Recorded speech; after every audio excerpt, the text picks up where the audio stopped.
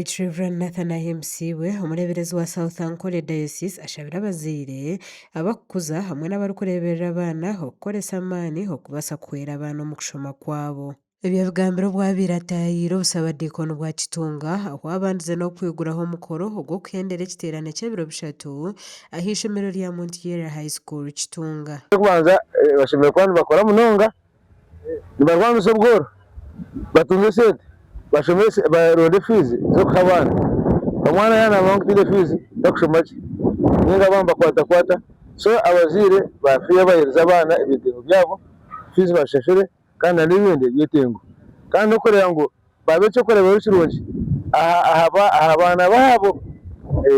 Omuzaire yaananya omwana nasiiba oku naareba naateera nyina naamureba niishe nibarwana omwana ogwo nikibanisha kwakuza ah'ishomero nimwafekitinga takushoma ki. Kimanya nobasa kushanga omukayanyu hatakaba muri diguri iyo niwe oriyo noza kutamwe yo kubanza konka sitani iyo ne planning ebintu bingi haza tokimanyire nokimanya ababire bino bwenge nibakora gye bakagwa hamuheru bakaremwa kwije Kitunga hori kwako mumbabaza ruhanga ebyawo kandi oshangu baranavere student wahenderera Kitunga nokimanya ngokijoine maxis tali nkeza abantu washanga abandi bine bakozireke konka kwogire kukora mu class watandika kureba wazo mbojo atenda ugambira tokirwa muhero rya hagati kandi ruhanga hina hakwenda kutwara. Ekiteerane kikatandikaho izooba ry'Orwakataano kandi kihikirweho abagambi b'amaani nka Reverend Canon Duncan Mugumya, obiire ojwekire Permanent Secretary w'ebyobwegyese Dr. Kedris Turyagenda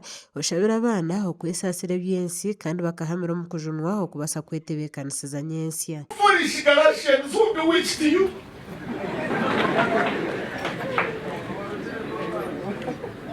Who bewitched you? There is a lot. There is a lot for you to do. There is curriculum weight, competence based. You need to push. You need to do your assessment. You need to do activities of integration. There is a lot of academic fatigue. Please do that is going to help you build a future. Labor for your future. Know that you will succeed, and omukayani kwe ataka omuga degree, you will be the first one. Kwere aberumu emwe, you will become a doctor with so many degrees.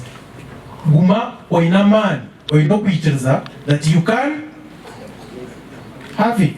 Wanyuma Bishop Nathan Ahimsiwe agumizemu aha busaba diikono bwa Kitunga aho abaronde bishatu 10 batibweho emikono ahansi y'obwerinzi bwa Ebola. Abishemwe tushobora kubika kigambo cyoha cya Mukama omwaka gwitu tureka kugira Yesu yarayonga ikigambo cya Mukama washite mu mutima nabone ureba hari ikigambo cya Mukama washite mu mutima ukashite mu mukora nabone ureba hari namwe ikigambo cya Mukama kikugira ngo okubona nakukomeho tokwasa kwate ngoni ukakwate ngoni ukatera umukazi wawe wagira umukoro umuhango gwo kwakira umureberezi nataho imikono abantu abashomesi ibweje ibyo kristayo bwabo kandi yahamya abaronde 310 okugira obusinge obukuretwa Yesu kandi omuntu akagira obusinge narahanga nawe wenka nko omuntu omutuma gwakahura ino obusinge